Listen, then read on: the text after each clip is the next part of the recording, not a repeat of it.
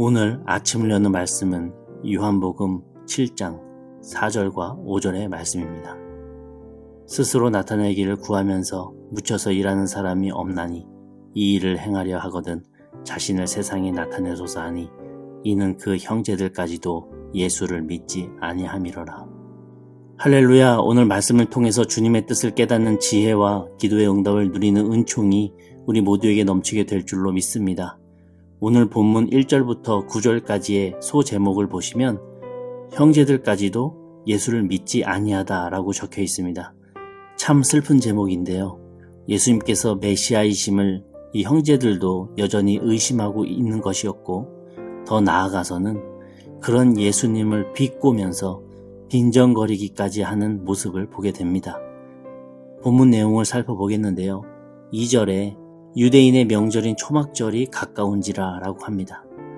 출애굽한 이스라엘 선조들이 40년간 광야 생활했었던 그 교훈을 되새기고 기념하는 절기가 바로 초막절인데, 유대인의 3대 절기 중에 하나였었습니다. 유월절, 맥추절, 초막절이죠. 많은 유대인들은 초막절에 예루살렘 성전으로 올라가서 예배 드리곤 했었습니다. 그렇게 초막절이 되기 전에 예루살렘 성전에 도착해야 되는 것이었기 때문에 본문에서 가까운지라 라고 기록을 하면서 예루살렘 성전으로 이제 곧 가야 된다 라고 기록을 하고 있는 것이죠. 갈릴리 나사렛에서 유대 예루살렘까지는 직선거리로 107km였습니다. 당시 나귀 타고 짐을 싣고 꾸불꾸불한 길을 이동했음을 감안할 때 최소 5일 이상은 걸리는 거리였었습니다. 이 초막절에 많은 유대인들이 예루살렘 성전에 모이니까 형제들이 예수님에게 권유하기를 예루살렘으로 함께 가서 당신의 능력과 권능을 사람들 앞에서 보이며 모든 유대인들이 당신이 메시아임을 알게 하라고 얘기하고 있는 것입니다. 4절인데요. 스스로 나타나기를 구하면서 묻혀서 일하는 사람이 없나니 이 일을 행하려 하거든 자신을 세상에 나타내소서 하니, 예수 형이 메시아이심을 스스로 드러내길 원하잖아. 근데 왜 여기 총구석에 숨어서 사람들이 형 알아주기만을 바라고 있는 거야? 수도로 가, 도시로 가. 그래서 형을 드러내. 혹시 1절에 나와 있는 것처럼 이 극성 유대인들이 무서워서 지금 숨어 있는 거야? 아니지. 이번 초막절에 담대하게 예루살렘 가서 자신을 드러내. 지금 이렇게 이야기하고 있는 것입니다. 사실 이 말은 형제들이 예수님을 비꼬고 있는 거예요. 그걸 어떻게 확신할 수 있는가? 5절의 내용인데요. 이는 그 형제들까지도 예수를 믿지 아니함이로라. 형제들이 예수님을 메시아라고 믿었다면 4절 초반에 나와 있는 것처럼 스스로 나타내기를 구하면서 묻혀서 일하는 사람이 없나니 라고 절대 말할 수 없습니다. 형제들조차 예수님을 메시아라고 믿지 않았고 오히려 비꼬면서 왜 여기 숨어 있냐고 비아냥거리고 있는 것이죠. 그럴 때 드디어 처음으로 예수님께서 한마디 하십니다.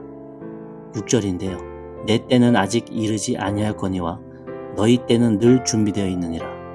예수님께서 나의 때는 아직 아니다 라고 말씀하시죠. 가나의 혼인잔치에서도 어머니 마리아가 예수님께 능력을 간구하자 예수님께서는 아직 내 때가 되지 않았습니다 라고 말씀하셨었어요. 도대체 내 때, 이 내 때라고 하는 게 언제입니까? 예수님의 때가 언제입니까? 전 솔직히 전지전능한 능력을 발휘하시는 그때, 공생애를 시작하시는 그때, 또는 주인공으로 등장하시기 위해서 조금만 더 준비하시다가 때가 차면 당당히 일어서시는 그때, 가장 전성기가 되는 그때, 가장 능력 충만한 그때, 모든 종교 지도자들이 무릎 꿇을 수밖에 없는 그때, 이런 때라고 생각했었습니다. 근데 오늘 7장을 묵상하다가 예수님의 때에 대해서 제가 크게 오해하고 있었음을 깨닫게 됩니다. 예수님께서 말씀하시는 나의 때, 내 때라고 하는 것은 제가 생각하던 그런 시기가 아니었습니다. 세상 사람들은 나의 때를 내가 가장 잘 나가는 그때, 가장 아름다운 그때, 가장 능력 있고 권세 있는 그때, 명예 충만하고 모두가 날 우러보는 그때라고 생각하죠. 비단 세상 사람들 뿐이겠습니까? 아니죠. 우리 그리스도인들도 사실 그렇게 생각을 합니다. 세상적인 성공과 명예와 재물과 기쁨을 축복 가득한 삶이라고 믿고 행복해해요. 저도 그렇고요. 가면만 그리스도인이라고 쓰고 있을 뿐 가면 뒤에 실제 얼굴은 세상 기쁨과 성공에 웃고 행복해 하더라 라고 한 것입니다. 심지어 예수님의 형제들도 그렇게 생각하고 있지 않습니까? 유대 사회에서 높은 인지도를 얻고 싶고 바리새인들처럼 명예를 얻고 제사장들처럼 권세를 얻는 그 때를 나의 때라고 생각하고 있는 것입니다. 그래서 예수님에게 지금이야말로 당신을 드러낼 때가 아니냐, 왜 숨어 있는 것이냐, 뭐가 무서운 것이냐 하고 비꼬고 있는 것이죠. 그렇다면 그리스도인과 안 믿는 사람들과 도대체 뭐가 다른 것입니까? 결국 추구하는 바는 똑같은 거 아닙니까? 이 사고방식을 변화시킬 수 있는 계기가 바로 예수님의 때를 제대로 이해하는 것이었습니다. 예수님의 때는 예수님께서 능력 가득할 때나 가장 많은 사람들이 따라다닐 때가 아니라 바로 예수님께서 하나님의 의도대로 십자가 지시고 돌아가시는 때였습니다. 즉 예수님의 때는 자신이 죽을 때였다고 하는 것이죠. 예수님은 자신이 죽어야 하나님의 큰 그림이 완성된다는 것을 처음부터 알고 계셨기에 공생애를 시작하실 때부터 마지막 그 죽음의 때를 생각하시면서 그 때를 쭉 준비하고 계셨던 것입니다. 예수님의 때는 자신이 죽는 때였다는 것이죠. 예수님의 형제들과 바리새인들과 사두개인들과 같은 종교 지도자들까지 모두 예수님의 때를 오해했었습니다. 가장 잘 나가는 때, 가장 빛나는 때, 가장 많은 사람들에게 높임받는 때, 가장 권세가 높을 때라고 여겼기 때문에 자신들이 추구하는 바와 똑같은 거예요. 경쟁자인 셈이죠. 그렇게 자신들의 때와 예수님의 때가 겹치니까, 교집합이 생기니까 나보다 더 능력 좋아 보이는 그 예수가 싫은 거죠. 그래서 비아냥거리고 심지어 죽이려고까지 하는 것입니다. 그러나 예수님은 그러한 세상적인 성공, 권세, 명예, 재물은 안중에도 없으셨어요. 죽으러 가시는 분에게 세상 성공과 명예가 뭐가 중요하겠습니까? 그래서 6절에 이렇게 예수님께서 말씀하세요.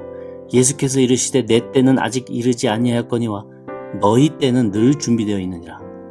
나의 죽음의 때는 아직 이르지 않았다고 말씀하시는 것이고 너희가 바라는 그 세상 기쁨과 명예를 추구하는 그 때는 너희가 항상 원하는 바였으니까 늘 준비되어져 있는 셈이지 지금 이렇게 말씀하고 계시는 거예요. 7절도 똑같습니다. 세상이 너희를 미워하지 아니하되 나를 미워하나니 내가 세상의 일들을 악하다 증언함이라. 세상은 너희를 미워할 필요도 없지. 왜?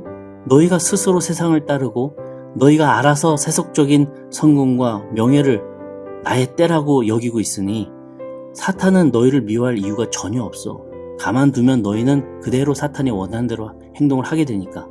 그러나 나는 미워하겠지. 왜냐하면 나는 그런 세속적인 것을 추구하지 않고 그것을 복이라고 여기지 않아. 오히려 나는 거룩한 죽음을 준비하고 있으니 사탄은 나를 미워하고 있는 것이지. 지금 이렇게 말씀하고 계시는 거예요. 예수님께서 이렇게 말씀하셨지만 그때까지도 형제들은 예수님의 그 말씀의 본뜻을 파악하지 못했습니다. 여전히 그들은 예수님의 때를 초막절에서 가장 주인공처럼 우뚝 서는 그때라고 여기며 비아냥거리고 시험하고 있는 것이죠. 만약 예수님께서 죽으시는 그때가 바로 나의 때이며 그 죽음이 예수님의 소명임을 그의 형제들이 알았다면 과연 이렇게 말했겠습니까? 아니죠. 오히려 안쓰럽게 여기면서 그렇게까지 할 필요 있느냐. 무슨 죽음을 소명으로 여기고 죽기 위해서 목회를 하느냐. 아니다 라고 반대하며 말리려고 했을 것입니다. 베드로도 이 형제들과 비슷한 실수를 저지르고 있더라고요. 예수님께서 내가 죽을 것이다 라고 말씀하시자 베드로는 반대하면서 인정하지 않았고 절대 있을 수 없는 일이라고 했었습니다. 그러자 예수님께서 사탄아 내 뒤로 물러가라. 너는 나를 넘어지게 하는 자로다. 내가 하나님의 일을 생각하지 아니하고 도리어 사람의 일을 생각하는도다 라고 말씀하셨습니다. 왜 베드로가 이런 질책을 받았습니까? 똑같은 이유입니다. 예수님의 때를 죽음의 때가 아닌 가장 권세 높은 때, 가장 이름이 빛나는 때, 그 때를 예수님의 때라고 베드로도 여겼기 때문입니다. 세상 사람들과 전혀 다를 바 없는 그 성공을 베드로도 추구하고 있었던 것이죠. 이제 우리를 한번 돌아보기를 원합니다. 우리는 예수님을 따르는 그리스도인이지 않습니까? 예수님을 따라야 된대요. 예수님을 닮아야 한대요. 그렇다면 나는 나의 때를 언제라고 여기고 있습니까?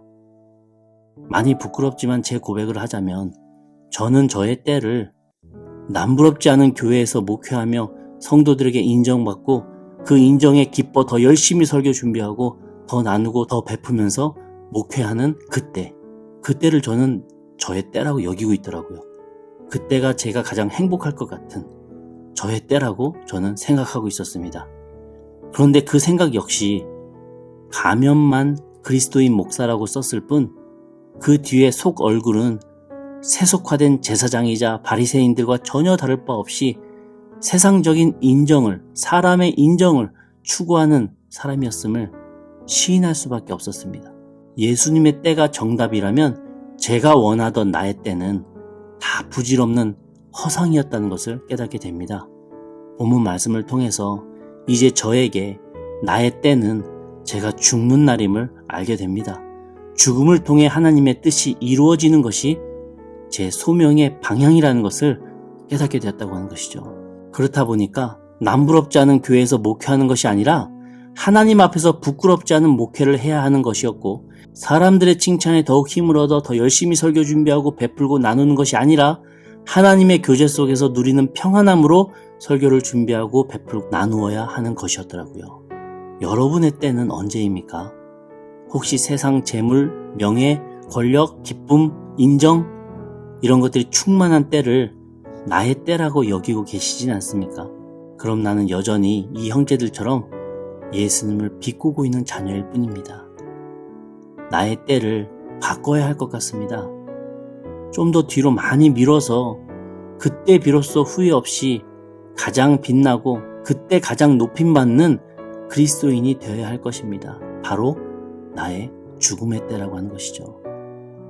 죽음을 향해 나아가시던 예수님의 마음을 우리가 조금이라도 헤아리면서 나 역시 나의 마지막을 나의 때로 여기며 믿음 생활하게 될 때에 내 안에 나도 모르게 숨어 있었던 그 세상적인 기준의 축복이 하루하루 변하여서 예수님께서 말씀하신 진정한 축복으로 한 걸음씩 다가서게 되는 주의 자녀가 될 줄로 믿습니다.